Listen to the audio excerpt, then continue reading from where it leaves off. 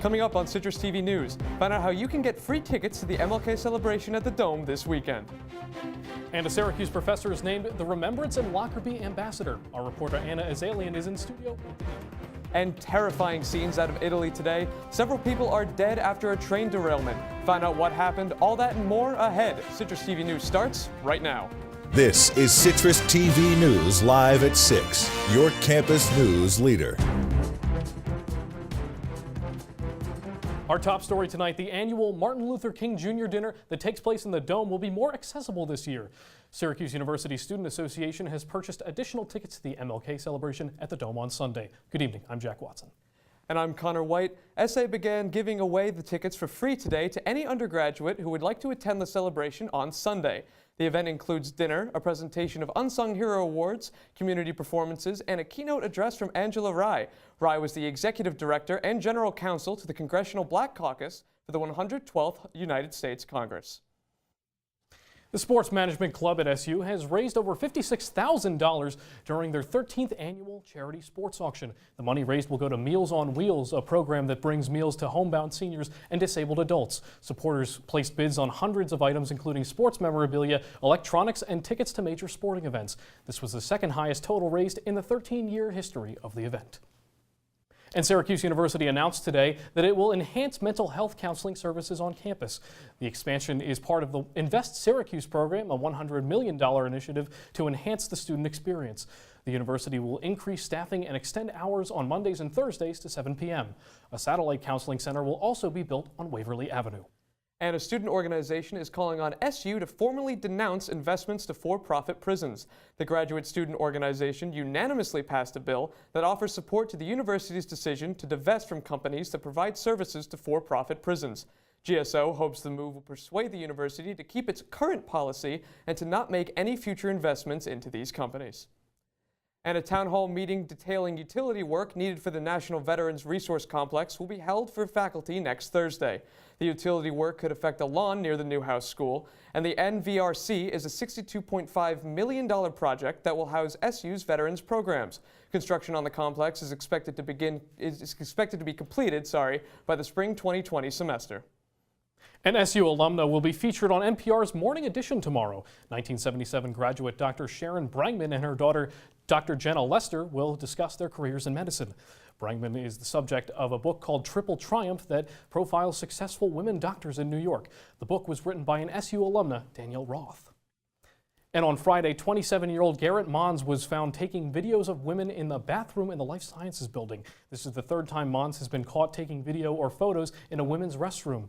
Mons was charged with second-degree unlawful surveillance after he admitted to secretly recording the women. Mons is currently in jail on $25,000 bail. And Syracuse University will host its first ever Social Justice Day next month. The event plans to unite the campus and Syracuse community for a conversation about social justice. It will include a social justice panel, free lunch, and will end with a concert. The event will take place on February 17th in the Shine Student Center. Tickets go on sale February 5th. It's been nearly 30 years since the bombing of Pan Am Flight 103. In the years directly after the terrorist attack, SU created the Remembrance and Lockerbie Scholar programs. I spoke with Professor Lawrence Mason about his new role as the ambassador of these two positions. In 1988, a terrorist bomb caused Pan Am Flight 103 to crash. Everyone on board, including 35 SU students and 11 residents of Lockerbie, Scotland, were killed. Professor Mason taught at SU at the time. Now, he's the ambassador of Remembrance and Lockerbie Scholars. The title, it was pretty much there already. He was doing all of this stuff behind the scenes. Professor Mason lost 8 students to the terrorist attack. He's visited Lockerbie since and played a big part in the Remembrance and Lockerbie Scholar programs. Not a lot of people knew what he was doing, but the work he has done over the years with the Remembrance Scholars, the Lockerbie Scholars, visiting Lockerbie, the book he's published. Mason has many ideas he wants to make a reality in his new role. Some of the stories about Pan Am and the disaster that I've heard over the years are fading away. The memory of them are fading away. One of Mason's goals with this new position is to not let those stories slip from memory. One of the things that I have proposed to do is to create a non-credit course that would go for 4 or 5 weeks or something. Anybody could take it. You wouldn't pay tuition for it or anything. It could be faculty, staff, students. And it would be about Pan Am 103. The class would teach the stories of Lockerbie, what happened to the plane, and more. The Chancellor knows that this is an issue I've been devoted to for 29 years, and I think he feels very secure handing it off to me because I will continue with it. Professor Mason wants to do more than just create that class. He wants to ramp up Remembrance Week, get faculty more involved, and keep the stories of Pan Am 103 alive. Thanks, Anna. A city court judge separated 2 moms from their children after authorities discovered 66 bags of heroin in their house. The drug raid took place on January 18th. Police discovered the heroin in a sock on the kitchen floor and an M&M's container in the cabinet. The mothers will not be able to be allowed to contact their children for the time being. The kids are 2 and 11 years old. Both women allege that another man was responsible for the drugs. And a fire broke out on the 10th floor of an Ithaca College dorm room this morning. The fire alarm and sprinkler system went off and prevented the fire from spreading to other rooms. Firefighters were able to quickly put out the fire, and the fire severely damaged the dorm room, though no injuries were reported. The cause of the fire is still under investigation. And the Grinch makes a comeback in the form of a U.S. postal worker. 45-year-old James Ludwig was caught opening mail containing cash or gift cards. When customers complained about the missing mail, the Inspector General's office traced the mail back to Ludwig, and a surveillance camera was placed in his vehicle. Ludwig was released after appearing in court. And 4 Democrats looking to challenge Republican John Katko for Congress are answering questions in a public forum tonight. The forum started at 5:30 at the Central New York Philanthropy Center. The Onondaga County Democratic Committee plans to decide on a candidate at the end of February. Katko plans to run for a 3rd term representing the 24th Congressional District. Skaneateles native Taylor Wayaneth may have stepped down from his White House position, but he's not given up. The 24-year-old resigned as the second in command of the White House Drug Policy Office yesterday. He was forced out after weeks of questions over his credentials and experience. However, Wayaneth says he will still be working on the opioid crisis, just in a lower-level position. He is the latest example of a Trump appointee forced to leave amid questions over their credentials. And Dinosaur Barbecue will be closed on Monday to renovate its kitchen. The kitchen work will include installing a new floor and new equipment. The entire kitchen renovation project will take about 1.5 months to complete. The restaurant will reopen on Tuesday with a limited menu, and the full menu will be available on Wednesday. The renovation comes in Dinosaur's 30th year at its Syracuse location. And Connor, after a couple of days of being in the 40s and in the 50s, it started snowing a day ago. I'm not sure how I feel about that. I was enjoying the warmer weather, but you're right, it has gotten cold. Will that cold continue? We have Citrus TV weather anchor Nicole Weaving in studio to tell us more. Nicole? Well, you guys won't have to worry about snow at least through this weekend, but next week, can't make any guarantees. Currently, it's about 21 degrees outside, but feels closer to 15 with about 5 miles per hour of wind. And tonight, we should expect some cloudier skies, about partly cloudy, and it'll get down to a low of 13. So really shouldn't feel too much different than what we're feeling right now. And that chance of rain's only at about 5%. Now, the weather's going to be all over the place this weekend and even into the beginning of next week. And I'll tell you more about that in my full weather forecast. Thanks, Nicole. Coming up, months of missing text messages between FBI officials have been discovered. Why some say this is evidence of political bias at the FBI. And we'll have more details on how many people were affected by a train accident in Italy. Stay with us. Leaving hot coals improperly extinguished can cause a wildfire. Hey guys, it's Smokey! It looks as if Smokey is going to use the drown, stir, drown and feel technique. After the first drown, a good start. Next, another drink. And finally, a close feel. Is it cool? Okay. Yeah. Hey, Smokey, catch. Oh, my bad, Smokey. Only you can prevent wildfires.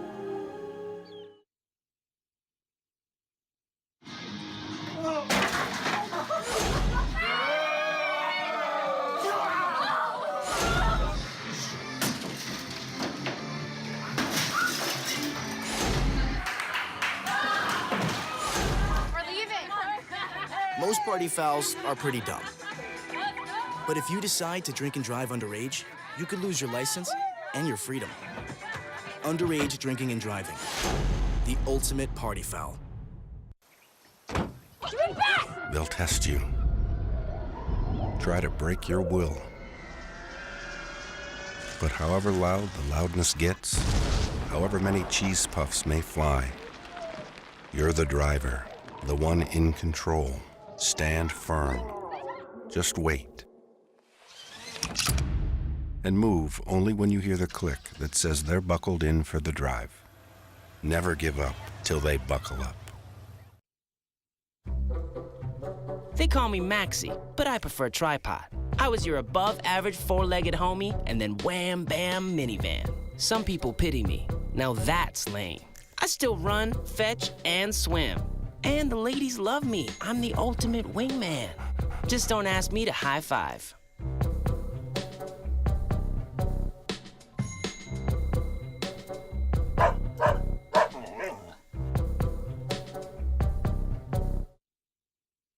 If you see news happening on campus, in Syracuse, or across the nation, call the Citrus TV newsroom, 315-443-1177, or tweet at Citrus TV News, your campus news leader.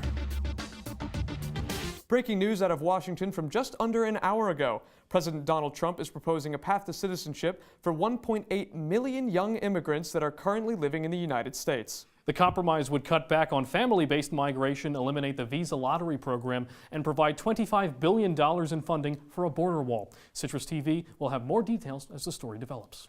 And missing text messages between FBI officials have been found. These messages spanned over a few months and were previously thought to be erased by a technical glitch. Using forensic tools, the Office of the Inspector General was able to unearth these texts. Recently, the messages came under scrutiny after GOP lawmakers said the messages clearly show a political bias in the FBI overall. And a popular magician now under fire, David Copperfield, has now been accused of drugging and sexually assaulting a 17-year-old in 1988. Copperfield's accusation has come to light after speaking out to emphasize with those who have been falsely accused of sexual misconduct. He was accused of sexual misconduct back in 2007, but the case was later dropped. And Copperfield is not the only one who is under fire for sexual assault allegations. Today, Russell Simmons was accused of rape by a sixth woman. Simmons is continuing to deny all allegations against him. There is no set court date yet, but he says he is looking forward to the day where he can be fairly processed and the truth will come out. And the Michigan State President resigned Wednesday night over how she handled a scandal. This scandal involved a former university doctor accused of sexually abusing more than 150 women. Lou Anna Simon denied knowing about the abuse and blamed her resignation on outside pressure. The doctor, Larry Nasser, was sentenced on Wednesday for sexually abusing 7 girls. He was sentenced 40 to 175 years in prison. And at least 3 people are dead and dozens hurt after a train derailed near Milan, Italy this morning during rush hour. The train derailment delayed traffic for hours as first responders helped trapped commuters escape from the rubble. At least 10 people are still in critical condition. Authorities say the train was traveling towards Milan at a normal speed when a wheel was somehow damaged. Riders felt the train shake for several minutes before it derailed. And a German nurse who has already been accused of homicide and attempted homicide has been charged with 97 more murders. Nurse Niels Hogel allegedly killed his victims out of boredom and gave victims non-prescribed drugs in an attempt to show off his ability to resuscitate patients. Hogel was first jailed in 2015, which led authorities to investigate further. The total number of murders may never be known. 4 men were arrested in Libya for torturing migrants from Sudan. Videos were shared on social media by devastated families. The clips were so graphic, we could not show them to you here. The Sudanese migrants were kidnapped and tortured for ransom. Libyan special forces were responsible for the raid in northern Libyan city of Sirte. It was estimated that many more raids will come in the next few days in the neighboring cities. And riots are erupting across India following the release of a controversial Bollywood film. The movie, called Padmavat, is set in India during the 1300s and tells the story of a queen who set herself on fire to protect herself. Rumors of a love scene between the queen and a Muslim conqueror led to the initial controversy over a year ago, though producers claim no such scene exists. Protesters also believe the film inaccurately represents parts of the story. There are mobs and fires throughout the country, and security measures have been increased at movie theaters playing the film. North Korean Olympians head to South Korea. Today, members of the women's ice hockey team have entered South Korea to begin training for the Olympics. While they are fielding a joint team for the first time ever, it did not come without controversy. Some South Koreans said it would take away playing time, but head coach Sarah Murray described the situation as bigger than the game. Some hope this will be a big step towards reunification. Pyongyang state media said any challenges against reunification would be smashed. And coming up, Oprah Winfrey finally addresses rumors that she wants to run for president. And find out how the owners of Grumpy Cat won $700,000. We'll be right back. Patriotism. It inspires passionate debate. It's worn like a badge of honor with good reason, because it means love and devotion for one's country. But what really makes up this country of ours? It's the people. To love America is to love all Americans. This year, patriotism shouldn't just be about pride of country. It should be about love. Love beyond age, sexuality, disability, race, religion, and other labels. Because love has no labels.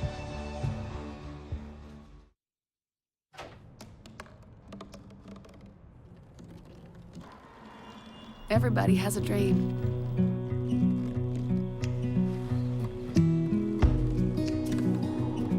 Mine was to see the ocean. And with a little help,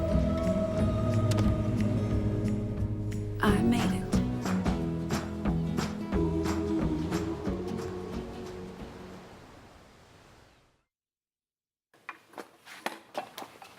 Did you hear about the pony with a sore throat? He was a little horse. Can I tell you a cat joke? Just kidding. Why couldn't the Why was the basketball court all wet? Why? Because the players kept dribbling all over it. Where do cats go on vacation? New York.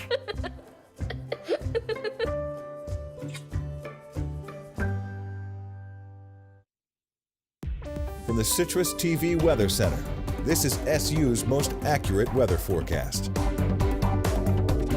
Well, as I mentioned, it's right around those low 20s right now, but let's take a look at the rest of central New York. It's a much warmer 28 down in Elmira and a nice little tic-tac-toe of 23 degrees between Penn Yan, Ithaca, and Binghamton, and then a little bit cooler in Rome at about 20 degrees. Now, when it comes to tomorrow, when you wake up here in Syracuse, it'll be about 22 degrees in the morning, but should warm out to be about 36 degrees by noon. It's about a high of 41 tomorrow, so definitely on the warmer side than we've seen these past couple days, especially with the snow. But my greatest advice for tomorrow, enjoy the sun. The weather is going to be all over the place between snow, rain, clouds. So tomorrow's really going to be the last sunny day that, we may see for a couple days.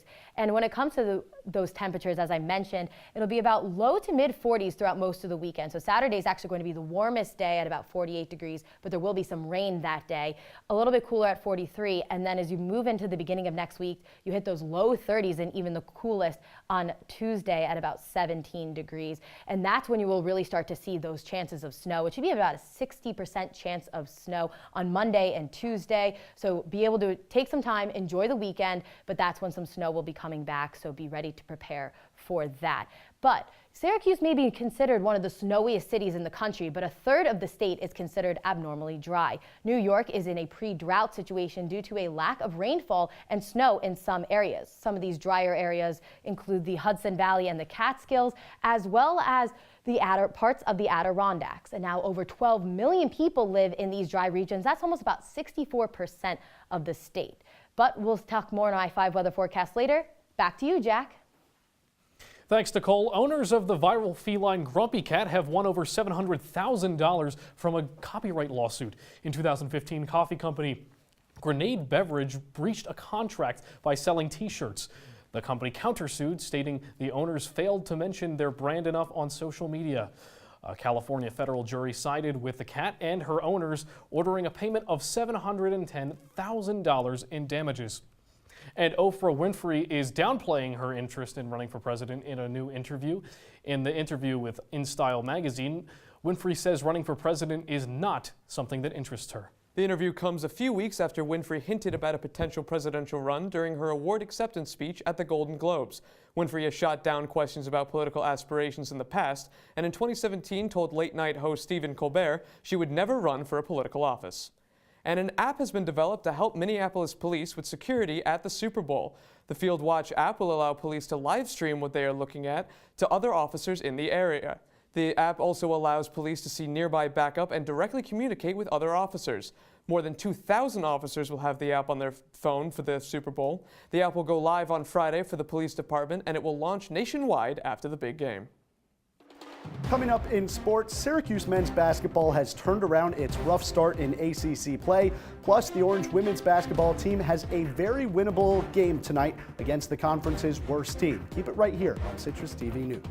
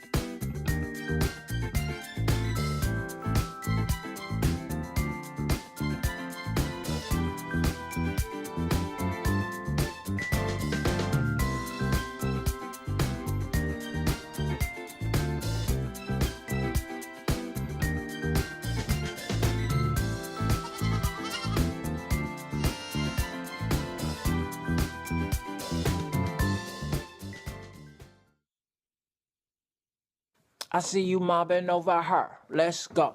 Let's mob. Let's crawl. Let's crawl. Let's crawl. Hey, yo, we mobbing. Come on, girl. Let's crawl. Hey, yo, let's crawl. Hey, yo, let's crawl. Hey, let's crawl. Hey, yo, let's crawl. They told me a bottle couldn't dream. That I would never become a superhero.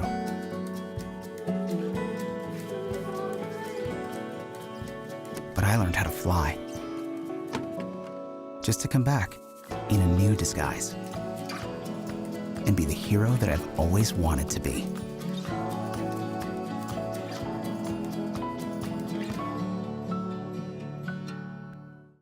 And now, your Citrus TV Sports Report.